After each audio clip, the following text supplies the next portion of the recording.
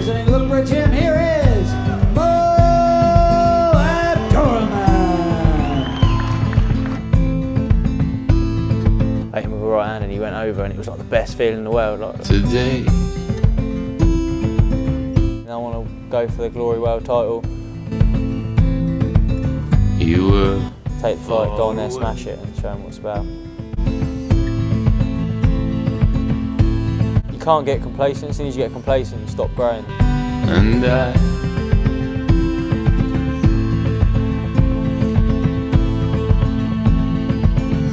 didn't ask you why.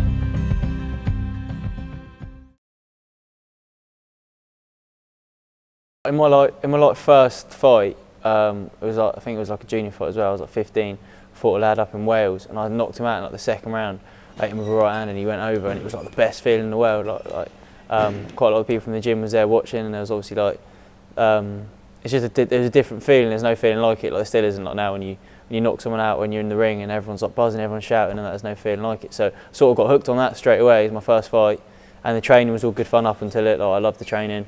Loved how hard it was, and that you never like some other sports. I started it, and the coaches were always like, "Oh yeah, perfect, good work, great, yeah, perfect." And I was sort of, "Oh, I've got this. It's easy." And then when I started fighting, Dean was like, "You're shit, you're shit, you're shit." That's all he said. So I was like, "Oh, I want to do better, I want to do better, I want to do better." And it was just always still like that now. So I sort of got hooked on that. Located under a Sainsbury's supermarket in Shirley, Southampton, Exile Gym is home to some of the toughest men and women on the South Coast. But none tougher than 21-year-old South African-born Mo Abdurahman. It is a week until the biggest kickboxing event of his life, the Road to Glory, an 8-man tournament in which the winner gets a 2-fight contract with Glory, one of the biggest kickboxing showcases in the world. Yeah, definitely a defining step in my career. I think that'll be, hopefully anyway, fingers crossed it all goes well on Glory. That'll be a bigger defining step in my career, getting that Glory contract, because we was talking about it before, there's not many shows out there that do that have a stepping stone to go on to Glory. It's quite hard from the UK to get a shot on Glory, so that is a big thing, getting that contract. Mo trains, works and lives in the gym, earning very little money out of the sport despite winning world titles and competing at a high level all over the world. He refers to his gym mates as his family, and none more so than his coach of 10 years, Dean Kendall. Dean has watched Mo develop from a boy into a man during their time working together, developing a father-son relationship with him.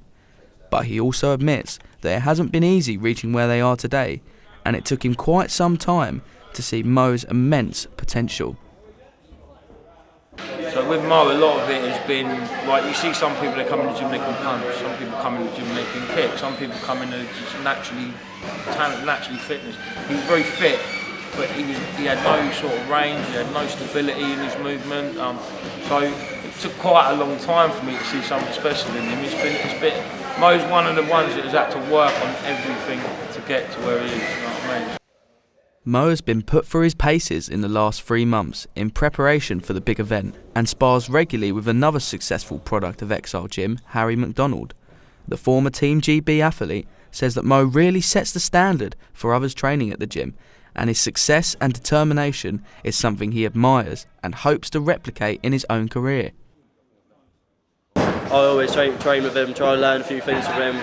We've been training for so long together that we know each other off by heart now. So when we're playing, it's like a game of chess. Though I know where he's going to move, he knows where I'm going to move, and it's literally just tit for tat, and just having a great time sparring together.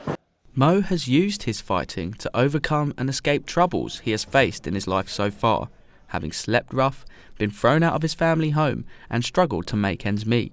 The Road to Glory tournament offers Mo a chance at a better life, earning bigger sums of money from every fight he accepts, should he make it onto the Glory showcase.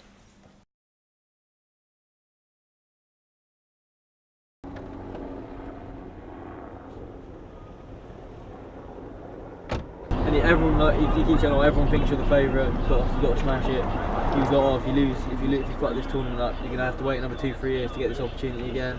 So he's really sticking the pressure on me. Mo has returned to his old family home in Chandler's Ford for some important downtime away from the gym. This is ahead of his big 8-man tournament in Nottingham 2 days from now. The house is a 2-minute walk from his former workplace, Hiltonbury Farmhouse, but he admits he doesn't have fond memories of this place. Then he was having a bad time, he asked me to move back in with him, I think. So I moved back in with my dad then, and then we really didn't get on. Like, we really fell out again then. Yeah, and he like threw my stuff out. All my stuff was out here. I threw my stuff out and that. So then I was sleeping in my car and sleeping on the step then for quite a while. Thinking about it now, I don't really have like great memories about the house, but yeah, I think it definitely helped me because I was having a shit time in there. It helped me channel all my energy into like to sport or to, at the time it was like cricket, and then I was doing cricket but I was fighting as well. I wasn't as focused on the fighting, but I had that like raw sort of like I want to get in and fight and have a scrap, and like, which I think you need. So I think that helped me channel my aggression or into that. His father, Reza Abdurahman, lives around 20 minutes away from the gym where Mo lives. Despite not always seeing eye to eye with his son, he backs him in his career in the ring. I wouldn't support my son to become a punching bag. I would support him if I know that he's putting in the effort and he has a lifestyle that allows him to flourish in that environment. So those were the issues I had. I've always loved sport and fighting. I appreciate what sport brings to people. I come from South Africa.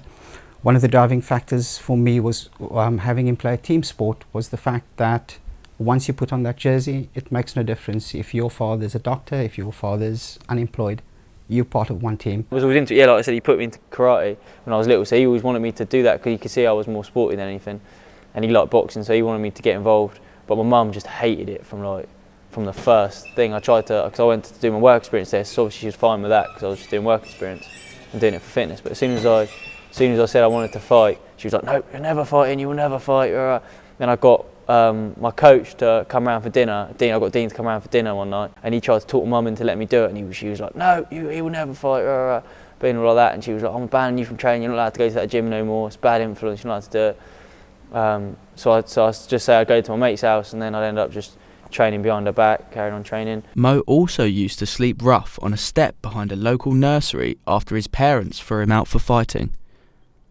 Yeah, I was sleeping in my car a bit, but then someone like flagged my car up for like there was some like bullshit thing. They said I was selling drugs in my car, so the police kept fucking hounding me whenever I was in my car trying to search it and doing shit. So it was just like hassle sleep. They kept waking me up and moving me. So I just ended up parking my car up and just sleeping out here. In the summer it was alright. Like I just had a little cover on, little black quilt and that. Look, I just blended in. It's nice like when it gets dark out here and it's like there's not clouds out. You can see all the stars come out. It's quite nice out here. Yeah, because like out here it was just that I was out on my own. I like being on my own. That's why I live in the gym. It's alright. I'm in my own space. So I'm in the gym, but it's my own space.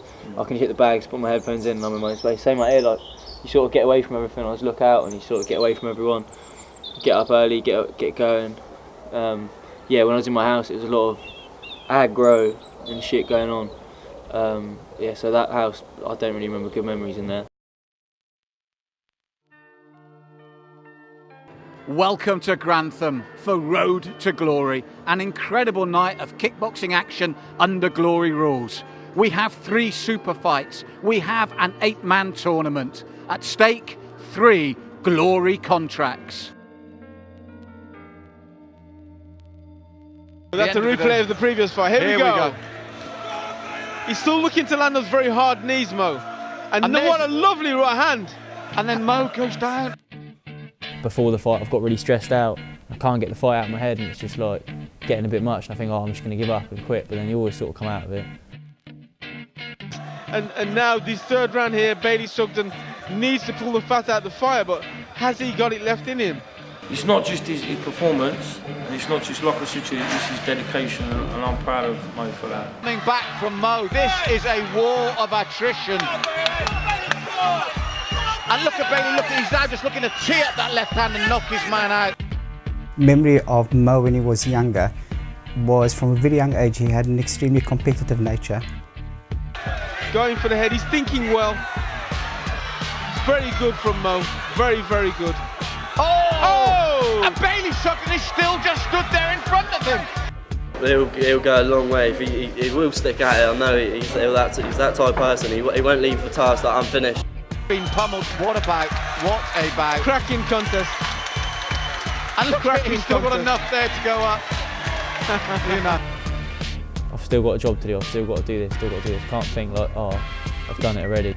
In the blue corner, Mo Abdurahman.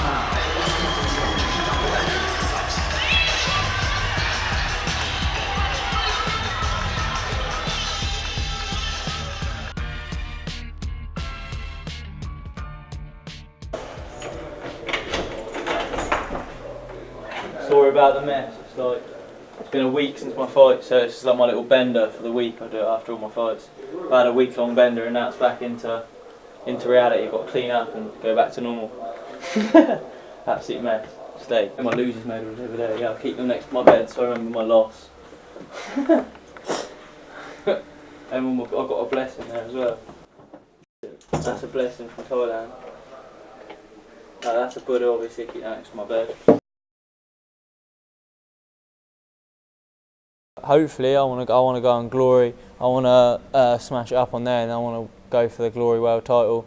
I know they pay good money for the World Title, so hopefully, fight for the World Title, win the World Title, defend the World Title, do that a couple of times, stack for a little mortgage, sort out a house. That'd be happy days. That'd be how I'd love it to go. But obviously, there's going to be things along the way that won't go like that. But that'd be what I'd like to be. I'd love to. I think I will get the world title on Glory. I think that's where I'll go. Hopefully, I'm going to keep working hard. I think it's within grasp, but I've just got to keep working and smashing to get there. That's what I'd like, yeah.